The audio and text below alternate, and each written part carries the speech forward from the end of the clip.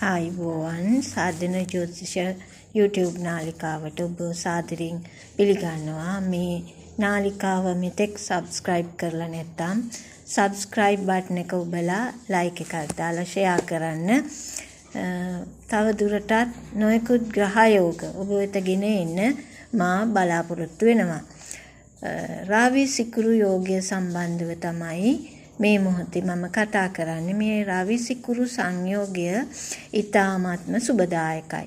එවැන්නෝ සංගීතයට බොහෝ ප්‍රිය වෙනවා.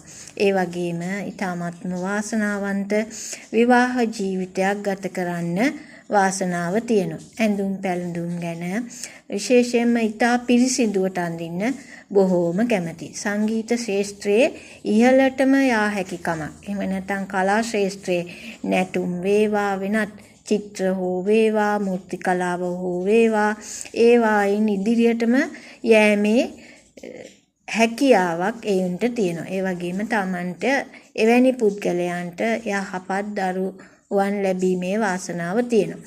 මේ සංයෝගය නරකට සිටියොත් එහි අනෙක් ප්‍රතිඵල තමයි අපිට දකින්න වෙන්නේ. විශේෂයෙන්ම නීච ස්ථානවල සතුරු ස්ථානවල මේ රවි සිකුරු සංයෝග තුලාවේ රවි නීච වුණොත් එවැනි අවස්ථාවලදී පුද්ගලයාට සමාජයෙන් බොහෝ කරදර බාධක වලට පත් වෙන්න පුළුවන්. සිකුරු ඒ ස්ථානයේ බලවත් වුවොත් රවිගේ නීච වීම තරම් සුබදායක නැහැ. මුදල් හදල් නාස්ති වීම රවි සිකුරු යෝගය හත්න්නේ පැවතුනොත් රවි සතුරු වුණොත් එතෙන්දී විවාහයේ අනියම් සම්බන්ධතා එවැනි දේවල් ඇති වෙන්න පුළුවන්.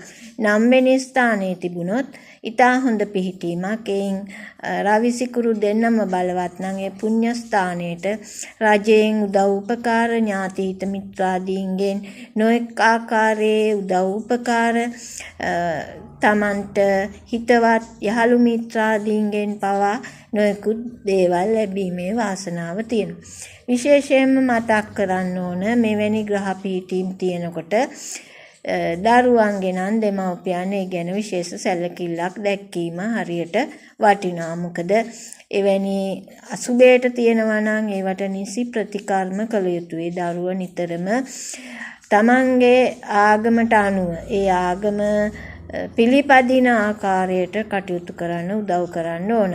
දෙමව්පියන්ට සලකන්නේ නැත්නම් ඒ දරුවන්ට එහි තියෙන වටිනාකම කියලා දෙන්න ඕන. දෙමව්පියොත් එවැනි දේ කරමින් ඒ අයට ආදර්ශමත් වීමෙන් බොහෝ කරදර අඩු කරගන්න පුළුවන්. නැවත හමු වෙන බලාපොරොත්තුවෙන් අදට තෙරුවන් සරණයි.